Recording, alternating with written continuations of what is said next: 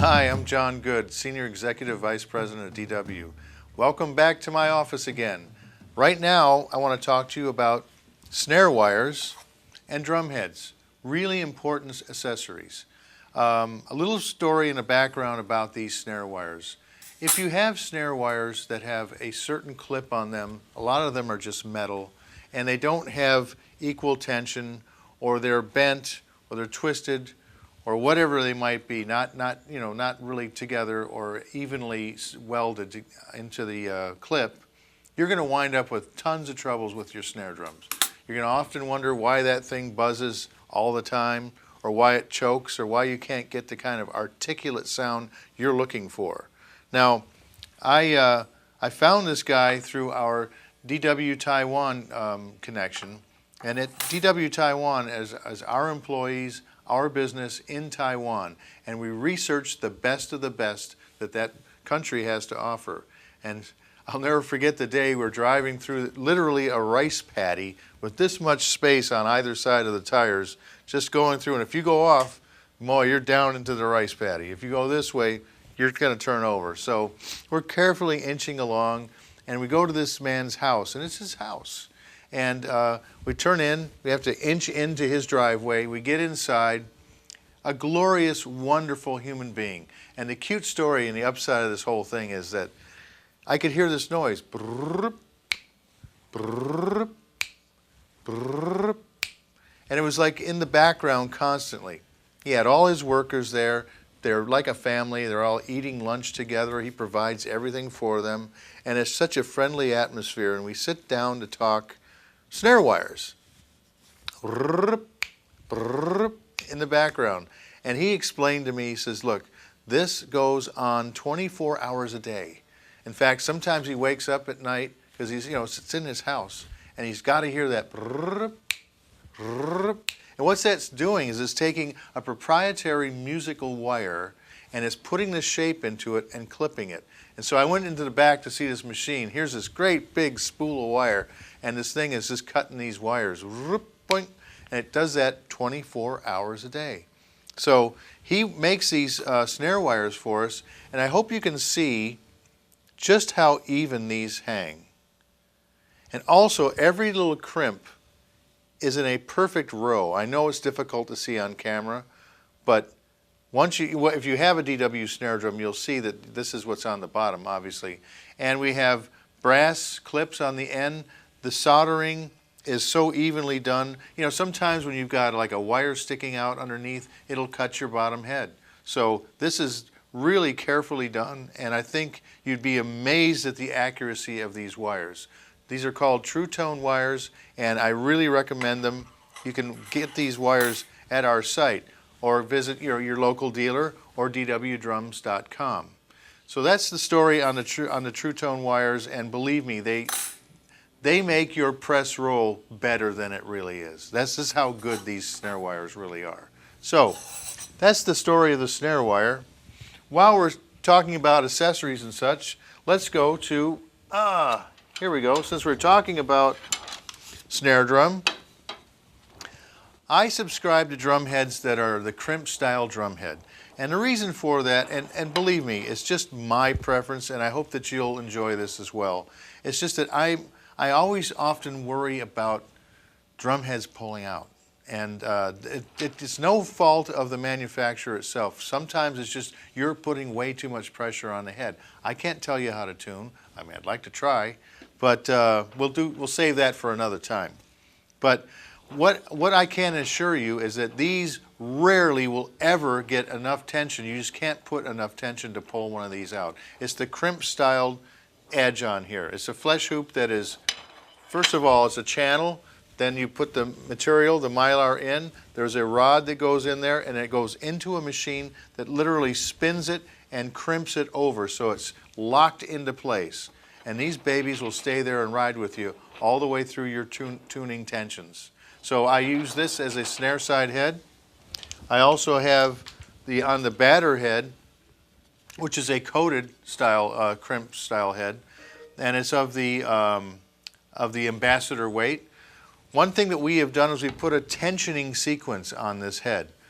Now, I know many of you are saying, I don't need to be told how to tune a drum. Well, maybe you don't and maybe you do, but this is more about tensioning before you get to the tuning area.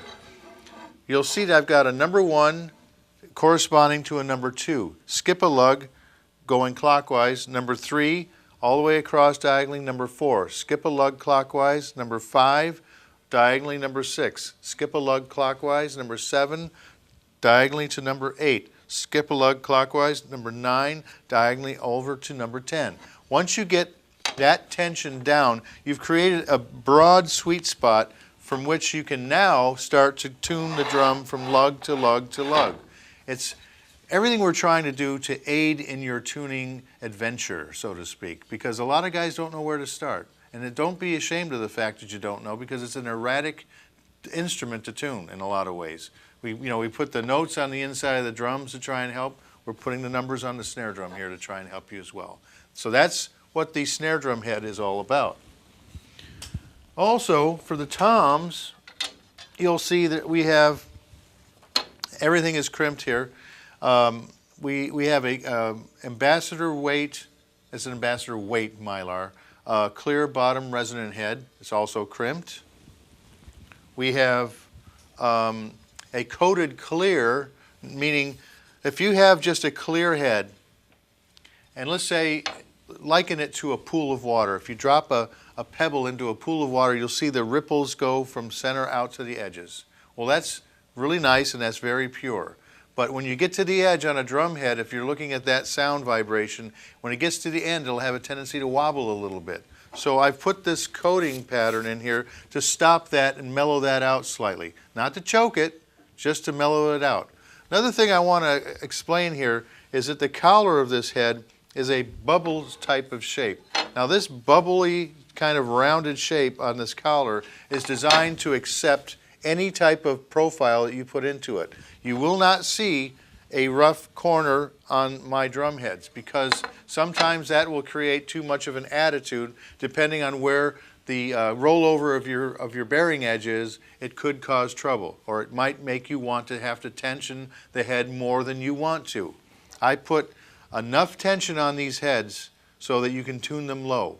Believe it or not, more tension on a drum head allows you to tune the drum lower.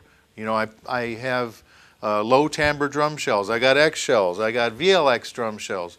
They are of the low timbre character, and you want to be able to, if you choose, tune them low. So having this tension on the head allows you to set it on there and literally start tuning right away.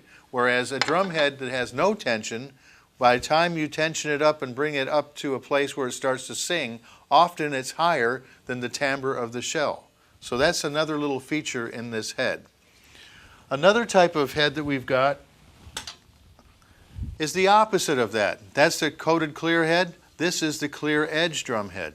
The whole idea of this head, it's got everything that we talked about before. It's got the rounded shape collar. It's got the crimp style flesh hoop.